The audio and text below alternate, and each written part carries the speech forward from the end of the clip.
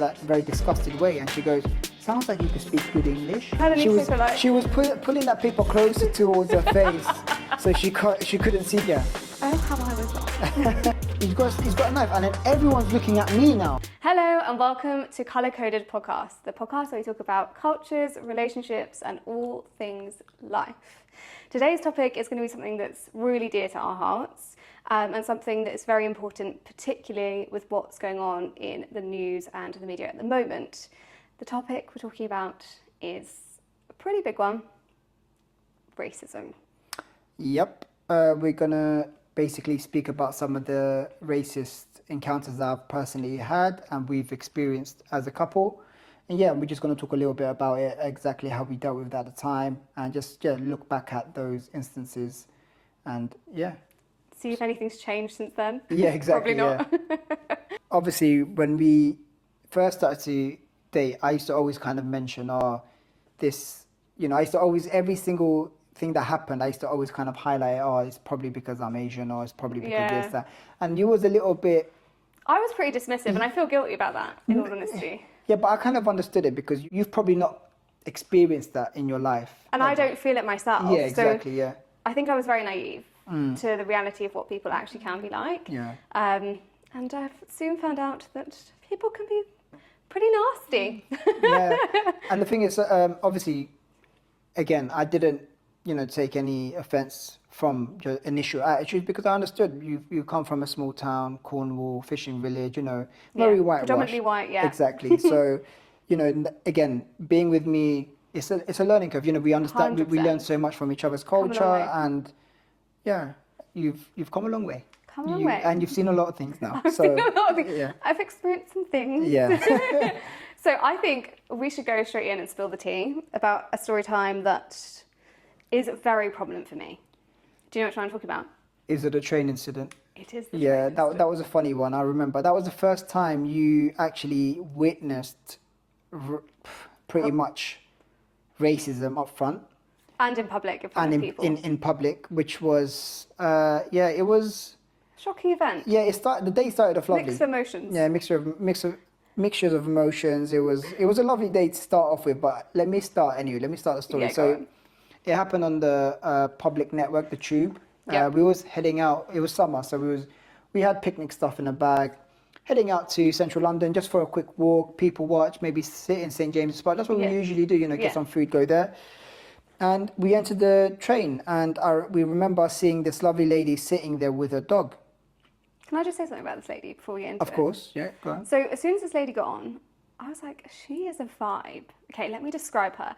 She had a really cute little skirt on. It was really colourful top, but it matched, like almost clashed, but matched. And then she had these tights, which had different patterns on them. And she looked so cool. She did. She was older, so probably maybe like 60s, 70s maybe, would you say? Yeah. She looked very... Long silver hair. She looked really stylish. She looked really cool. She had a nice, very cute brooch. She had a little cute dog. Little red shoes, and the dog kind of like, with a little white dog, like trot along next to her. Yeah. It was a vibe. When she came in, I was like, this lady is cool. Yeah. Oh, how I was wrong.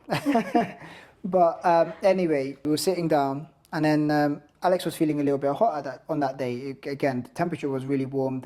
If you know London tubes and the trains in London, they get really, really stuffy. They get stuffy. Especially on hot days because they don't have aircon. So you have these little vents, barely push out any air. So Alex was like, can you go and put one of the windows down? So I said, yeah, no problem. So I stood up fairly quickly because I just wanted to get it done and come back, sit down. Meanwhile, I'm watching this lady because I'm like, she looks really cool. Like, in my head, I'm like, what does she do? What's she like? You're kind of imagining what somebody's like.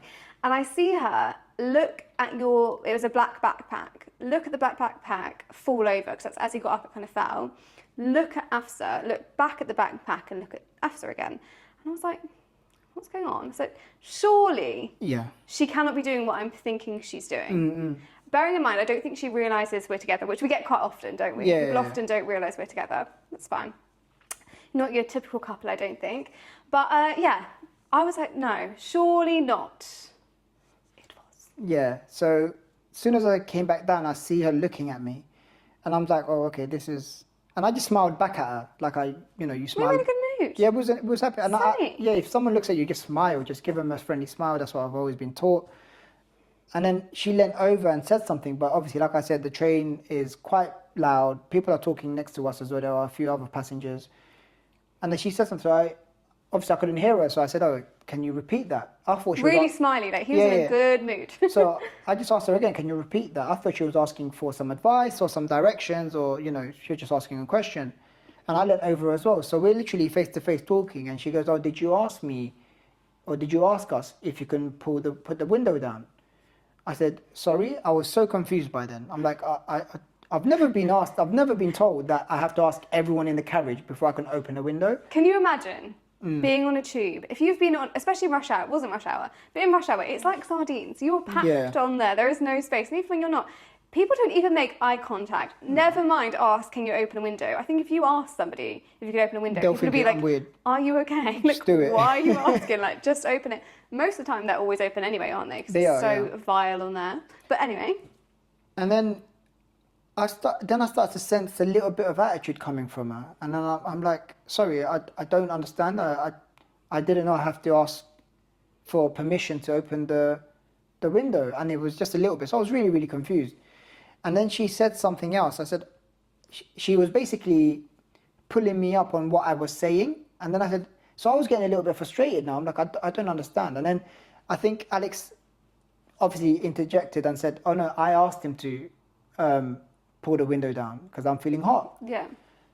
And then she looked at Alex and then she looked at me and then... She was confused. She was so confused. She was confused. What is this white girl doing with this Asian man? Yeah. And then, so I'm like, no, I'm just smiling at her, but I'm a bit frustrated. And she says something else and I'm getting frustrated now because I don't really understand where this... And by the way, can we just say, the reason she didn't want the window open wasn't even because of like the wind or the cold air coming through. It's because it was too noisy. It was noisy anyway. It's not making any difference. The thing is, if you want your surroundings in a certain way, just get yourself an Uber, get yourself a cab. I don't know. You know what I mean? You could control them. If you're in public, it's for the public. You're not going to get everything you want in the public. Literally. Anyway, she was a bit confused. And then she could see I was getting annoyed because she said, oh, it would be polite if you asked. And then I said, listen, it's the public transport. I don't need to ask every single... I'm not going to go up and down. And then she could see I'm getting frustrated. So she goes, well... And then she looked at me up and down in a very disgusted way. And she goes, sounds like you could speak good English. There's no need for you to respond like that. I'm literally shaking by this point. Like, out of, like, not that I'm fearful, but I'm just, my adrenaline is running through my body because I'm like, surely not. And the English comment is a bit where I was like, okay, yeah, this is 100% a racist, aggravated incident. Like, yeah. And at that time, I looked around the carriage like, am I... Everybody was watching, weren't they? They were like trying not to look, but like... They were all in their own world, but they heard but they didn't carry on the conversation, so they didn't really want to get involved. And obviously, then I look to my left and I see Alex, and I can see Alex visibly upset, like she's actually witnessing this happening, like right in front of our faces. My lovely Afsa is literally the kindest person, so sweet, would do anything for anyone. You know, if she needed help, he would have been the first one to help her. Is getting attacked like this? It was just the most shocking thing I've ever experienced. I just was so surprised with it. I feel a little bit naive now when I look back, but at the time that was my reality. I think what was the shocking thing for me, because it just came out of nowhere. It felt like she was looking for an excuse to let her views come across, her frustration come across, and she just picked at that. She was hiding it behind the window. And then she just wanted to kind of I don't know what it was. She just wanted to let this out, this rant or whatever it was.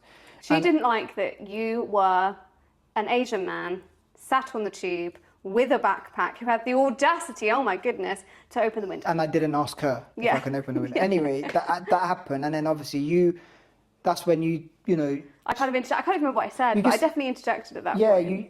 You just were so frustrated, and then you couldn't believe what she was saying, and so blatantly being, racist and discriminatory. I don't know how to say that. But anyway, the English is failing you now. It's failing me now, yeah. But anyway, and then you had a go, and then you kind of just told me like, calm down, because you could see I was getting a little bit annoyed as well. She also tried to correct my grammar. Yeah, you're having a problem with English now as well. You're hanging around with me too much, Alex. She tried to correct my grammar. not knowing that I literally teach for a living. Like, this is literally what I do. But anyway. And the worst thing was, she goes, she was going on this whole thing about, it would be nice, it would be polite. While the whole time she had a dog on the seat next to her. Yeah. So, but we didn't want to. So at that time, we just said, like, we don't mind animals being on the seat. No. Like, do whatever you want to do. But if you're gonna in fact, if you want to show somebody how to be polite, don't be chatting to them across the tube and telling them off. That's not polite. Practice what you preach, basically. Literally. And anyway, so Alex had a go, like, told her, like, look, he doesn't need to ask you for permission. Yeah. I felt hot. I told him to open the window. So if you're going to have a go at anyone, talk to me. That's when she just basically tried to correct you on your grammar. Grandma, you didn't like that. No, and then, I didn't like that. And then basically calm down then. We just had our conversation between us and, you know, we're just having a laugh. We're just trying to make the situation, we were trying to process. Yeah, it was obviously we were having a minute to process it. We're just talking amongst each other and just making the situation, trying to make it a little bit more lighthearted. And at the same time, we was literally saying, oh, she's talking about being polite, but she's got a dog on her seat. Like, you know what I mean? Yeah, it's a bit. Like, what are you talking about? And then karma is beautiful. So, I love karma. So what happened was... If you didn't believe karma exists, now... Listen to this, though. This is... You will know karma exists. So we go a couple of stops, and next minute, we're just sitting there. The dog gets up, and the dog just vomits all over the sofa. All over the train seat. Orange, so much horrible. Vom. I remember. So much vom. But the worst thing is, me and Alex saw it happen right in front of us. So we're like dying of laughter. Like, I feel sorry for this dog again. We love animals, but we're so like shaken up by the whole event. Interaction and everything. And the whole interaction. And then she's telling us to be polite and her dog is literally vomiting on the tube seat. But the worst thing is, she tried to ignore it. She tried to act like nothing has happened. She was pulling that paper closer towards her face so she couldn't see the sick. Literally. And we're literally like laughing. And then like, obviously we was going to tell her, sorry, your dog's been sick. But then on the next stop, a lady came on the tube and sat right next to Alex. And then she saw the dog basically, obviously, right next to the sick. And I think he was sick twice, wasn't he? It was like a little bit and then a little bit more. A little bit more. And then the lady kind of pulled out some tissues and we watched it and she passed it to her. This is like one nose tissue. Yeah, she goes... all this vomit. And then she goes, oh, excuse me, I think your dog's been sick. And me and Alex are there just laughing. And at this point, she did not want to look at us. Like, she did not want to make any eye contact at all. And then she goes... Oh, really? Oh, okay. And then she's forced to clean this up because everyone's watching her. And now she's literally trying to... Oh, this is horrible. I'm so sorry. I can literally visualise It's horrible. She tries to scoop up the sick on this tissue. And then the lady, I think she gave her another tissue because she saw she was struggling. And anyway, she scooped and she's literally holding this... through her hands. She's holding this sick in her hand. Then she finally takes the dog off the seat. And then, obviously, the next stop, she just wants to get off. She got off at the next stop. I don't even think she was intending to get off. I think she was just like, she just wanted to get out of there. And then she just got off the next day, at the next station. And then, obviously... There's still vomit on the seat and on the floor. We put newspaper on the seat. We did? Oh, no, someone was going to sit on it. Yeah, so I literally was like, I cannot have anybody sit in this vomit. Like, as much as awful as that woman was, and as shaken as I am not allowing anybody to sit on that dog vomit. So, yeah, I think on that stop, someone came in and was going to literally... She wasn't looking and she was going to sit. So Alex stopped them and said, sorry, the dog's been sick. She moved over to the next seat and then we put newspaper on that seat. Because we were getting off. So we were like, okay, there's not much we can do. I'm not clearing up her dog's vomit. No. But at least I'm going to put something down so that they either pick it up and see that there's vomit there or they sit on top of the newspaper. Or somewhere else. Yeah. But anyway, that started the day off and basically, obviously what happened with the dog kind of made it a little bit funny. But at the same time, we was a little bit... Obviously, I know it's got like serious undertones. Do you know what I mean? Like that is... For somebody to be outwardly racist on a tube in front of other members of the public is just so shocking. And this does happen a lot, and I'm aware now that it does. But I just couldn't process that for a really long time. I'm not gonna lie. The whole day I was trying my best to kind of, you know, because again these things happen, and obviously you've not really experienced it firsthand. And I'll be real with you, I've only really experienced outward racism in my late 20s. Yeah. when I was younger, maybe I was oblivious to it. Obviously, I've seen it here and there, but never directed at me. In football, a lot, yes, Yeah. because that environment, it kind Yeah. of isn't the best. You go to tournaments, you hear things, murmurs and whatnot. But that's when I'm talking about in my adulthood, it was only towards my late 20s I started to see directed at me. But I know it shook you up a little bit. But anyway, that's kind of stuck with us for a long time now. Yeah. But then when looking back at it, there's always been these little micro aggressions and instances where we've kind of had some sort of racist remark made towards our relationship or myself directly. Yeah. But that was the train incident. How did you feel when that happened? I don't know. To be honest with you, I was just shocked because I thought I was pretty well spoken and I was being very polite to her. So when she said sounds like or looks like you could speak good English, I was like, wow, like where did that come from? I was a bit shocked. But yeah, it was. I just obviously at first I'm a bit shocked and anger and frustration. But luckily you was there. Like I wasn't gonna do anything to the lady or say anything. I was just getting annoyed. I was just getting frustrated. But you calmed me down, and obviously the whole situation changed with the dog incident. It became quite funny. Yeah. But that little incident kind of stuck up with us for a while. Yeah. But yeah.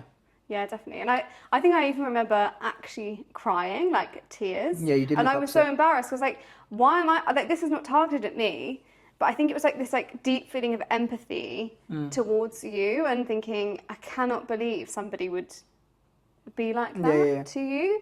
And it just made me really, really sad. Yeah. But that's not the only one, is it? No, but again, that's the worst, I would say. But we've still got a few juicy stories. Yeah, for me, that wasn't the worst one. Wasn't it? No. So there was another one when, again, this was very blatant outwardly. This is the point when obviously people like, I think UKIP was a very high, like in their peak as well at that time. Bit like Reform now. Yeah, Reform now. I work in Chelsea, so I work in a very affluent area. I work in a suit and I used to wear a suit and tie to work. Not anymore. You work from home now. Now, you used to work. But when I used to go into the office, before COVID, this was I had an overcoat. I looked quite smart. Yeah, 100%. After work, I was heading to another meeting, and it was busy. I had my headphones in, and it was rush hour, so I was rushing through people and not bumping into anyone. But I went past this man, and then through my headphones, I hear shouting. So I turn around, I see this man looking at me very aggressively and shouting. So I turned my headphones off, and I go, sorry, did you say something? Yeah. Not in an aggressive way, just like, sorry, I didn't hear that. Are you okay? And then he said, what the F you looking at? I'm like... Bearing in mind, you're literally looking the other way, I was literally heading towards the station. I only saw him after. And then then I'm like, sorry? And then he goes, yeah, what, are you here to groom our women? And I'm like, I'm looking around me right now.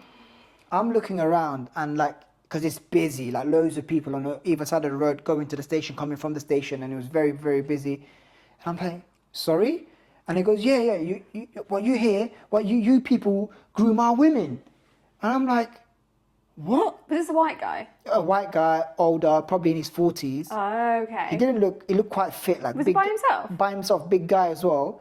And I'm like, sorry, man, I don't know what you're talking about. He goes, what? And then he started to get more aggressive. So I said, that's when I started to get a little bit aggressive as well. I said, listen, if you're going to say something, come a bit closer, because he was walking away and shouting at me. So I started walking towards him. And then out of nowhere, but bear in mind, I'm in a suit and a big jacket. It's like autumn time. And he shouts from the top of his mouth. He goes, oh, he's got a knife. Well, you're going to stab me, are you? You're going to stab me? Yeah. He's got a knife. And then everyone's looking at me now. Everyone's looking at me. Wow. And now I'm looking around. Everyone's thinking I'm trying to stab this man. But I'm literally leaving to go to a meeting after work, to another meeting. And anyway, I'm like, what? And then this woman, I think... flipping that narrative. Yeah, a woman on the bus stop. This was right by a bus stop. So imagine loads of people there seeing all this. And the woman saw what's happening and saw me walking towards him. And she came over, lovely woman. And she goes, look, there's no need for this. Like, just leave him alone. Leave him. He's clearly not well. let's just walk away. And I'm like, I know, but he's literally accusing me of grooming, like, that's racist. And having a knife. Yeah, and he's saying, he's being racist towards me, and then he's flipping it, saying, I've got a knife. He goes, listen, look, we've all seen it, look, we've all heard it, just don't. It doesn't seem... It's not worth it. Yeah, it's not worth it. Thank you to that woman. Yeah, and honestly. then she literally walked with me. She put her arms around me and said, look, just come, just go to the station. There's no point of this. And then I can still hear him shouting in the background and literally making my blood boil. But she's like, look, honestly, bless her, she's like, I've been there, like, look, just no point of it, because he's not well. Yeah, you're not going to achieve anything, you're not right? going to get anywhere with someone with that mentality. Just go. Yeah. So I said, no, okay, I'll go. And then she let me walk off to the station, and she went back to the bus stop. And then, yeah, that was it, really. And I was shocked at that, because that was the first time I ever had someone aggressively come at me, yeah. Like and then that. also play the victim as well. So that they're coming at you, and then flip it to like you being the aggressor. Yeah, that was shocking to me, because again, I didn't know how to feel, because again, firstly, I felt like a victim of racism. And the next minute, I felt like I was, again, the aggressor when I wasn't, because he played the victim. And it was just like back and forth. And then people start looking at me, because some people only heard him say, oh, he's gonna stab me, or he's got a knife. And I'm like... And obviously that's gonna like pick up. Exactly. Is there gonna be like a knife? Like, is there danger for me now? Exactly. And the worst thing is, if people don't know what's happening in this conversation, they're gonna see an Asian man, and here he's got a knife.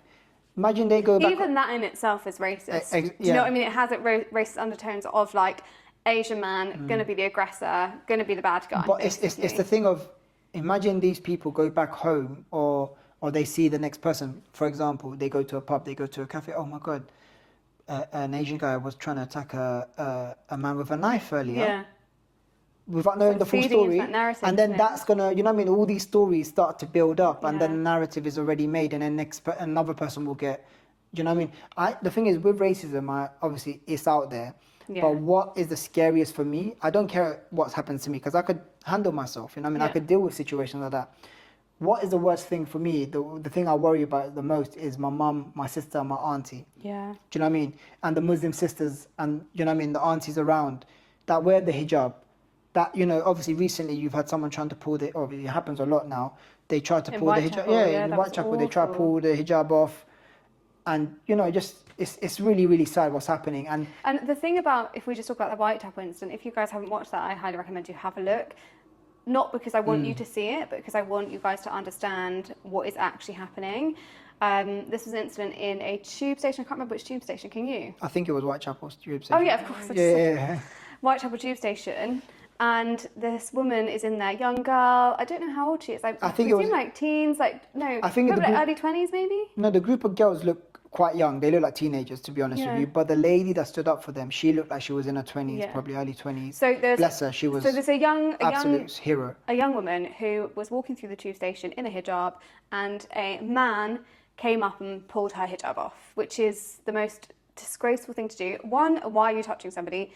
Why are you coming up to a woman? Like, what are you doing? Just back off. And two, the fact that is, you know, she has chosen to wear that hijab because she wants to be modest and she wants to have her hair covered. It's not your right to then take that away from somebody. Like, it's just such backward thinking. But obviously, it was a racist incident and it was awful. Yeah, Islamophobia at the moment is very, very high, along with racism. You know, it's so sad that we're in the time now where we see it blatantly, and it's normalised. And people feel like politics. And people feel like they could actually get away with it and say these things and do these acts, horrible acts. And it's a very sad state of affairs at the moment. Yeah, if you have a story you'd like to share with us, please do send it over. We'd love to kind of hear from you guys as well and hear your experiences, because it really opens our eyes up to what is actually happening out there. But yeah, I agree with what you're saying. I think if you kind of have something like a hijab on, you are more vulnerable, 100%, essentially. Yeah. And it is really sad that we live in 2024 where there are people who fear to go out. I think that kind of brings us to the end of this. Thank you so much for listening to Colour Coded. We hope you enjoyed this episode. If you want to follow us on socials, it is Colour Coded, CULRCODED. If you enjoyed it, make sure you like, subscribe, follow whatever platform you are on, and we will see you in the next one. Bye.